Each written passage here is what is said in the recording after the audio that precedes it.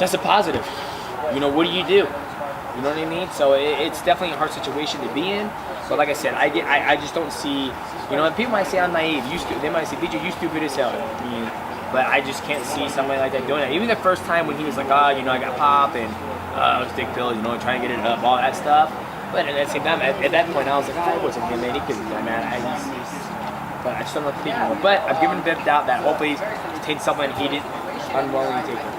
Demetrious, you have your own fight coming up on September 9th. Yep. You alluded to spoilers earlier. Can you give us a spoiler for your own fight? Can you tell us, how you think it's going to go down? I think it's going to be a great fight. Ray Borg is no joke. He's a tough guy coming out of Ray Jackson's camp.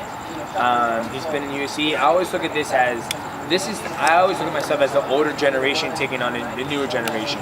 There was a point in time in my career to where I came in and I was fighting the older generation. I was fighting Miguel Torres, I was fighting Kid Yamamoto, Dominic Cruz, me, who are of the same generation. But now you have this new generation with Sergio Pettis, Ray Borg. These guys are 23, 24 years old. I can tell you right now, in 7 fucking years, my black ass is not going to be here. I'll be 37 years old. If I'm still fighting for UFC at 37 years old, I should watch what I say.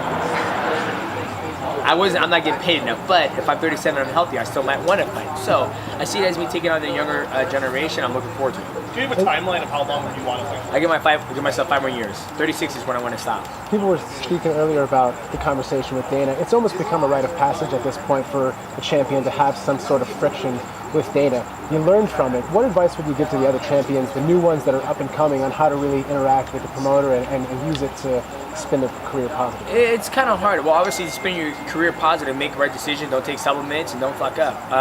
But other than that, this is something I'm still trying to get used to and new to, because at the one time when remember I come from the WEC days where my coach says you just show up and fight. That's all you got to do. But now there's a whole thing about promotion, doing a lot of media obligations, speaking clear, speaking intelligently, saying the right political things, all that stuff. So I'm still learning, and it's a process for me as I'm going. So for how to be a successful champion, just don't do anything wrong in the public or media, and don't fuck up. How do you kind of sum up that whole scenario that happened? Just the TJ fight not happening, how do you look back on it and assess it?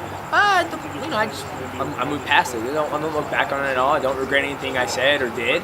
It is in the past. Like I tell people all the time, if things keep going, like I'm 31 years old, I know how TJ is, and it wasn't specifically about, people keep branding his name to the whole situation. If it was Aljamain Sterling, if it was, Jimmy Rivera, if it was fucking, I don't know, Thomas Almeida, whoever it was, if it was 135 whose things are going to come down and skip the line, it wasn't going to happen. As long as I had to say so to do it. So, but yeah, I don't regret anything. We moved past it. He's got a matchup, I got a matchup, and let's say he wins, we can match up and fight down the road. Let's say he loses, and he's like, I'm going to go down to 125, he fights for number one contendership, then we're fighting. So it's not like this is the end of the road for that fight. I'm sure it can happen down the road, as long as everything's right. You know what I mean? Like, if he came down and made weight and fought and became number one contender, then it'll be good. But let's say they're like, hey, we want you to do this. Okay, let's pay me some money. So what's that? I know you moved on, you have this fight now, but yeah. Do you look at it as a punishment that you didn't get that Seattle moment to break the record and everything else, that the UFC said, fine, then we're not gonna let you fight in Seattle? No, it wasn't about that. See, that's the thing that people don't understand, is that there's so many way more puzzle pieces that was going on that you guys don't understand. It wasn't like, okay, fine, you're not gonna fight in Seattle. It's not how it was. Right. So you don't look at that at all. It's just like that was something that maybe we created that wasn't really a thing. Yeah, you can say that. Obviously it was a thing, but there's so many different analytical things that are going on to where they're like, hey, if we make this fight 1 week before, what are we, 24th? So I would have fought last Saturday, right before Conor McGregor and Mayweather. Dude, the only other news that's getting way more press than the Conor and Mayweather is the unfortunate of Jon Jones. So their analytics are like, dude, it's gonna get killed. You expect people to drop another $60 on UFC 214, UFC 215, and then right behind that, drop another $100.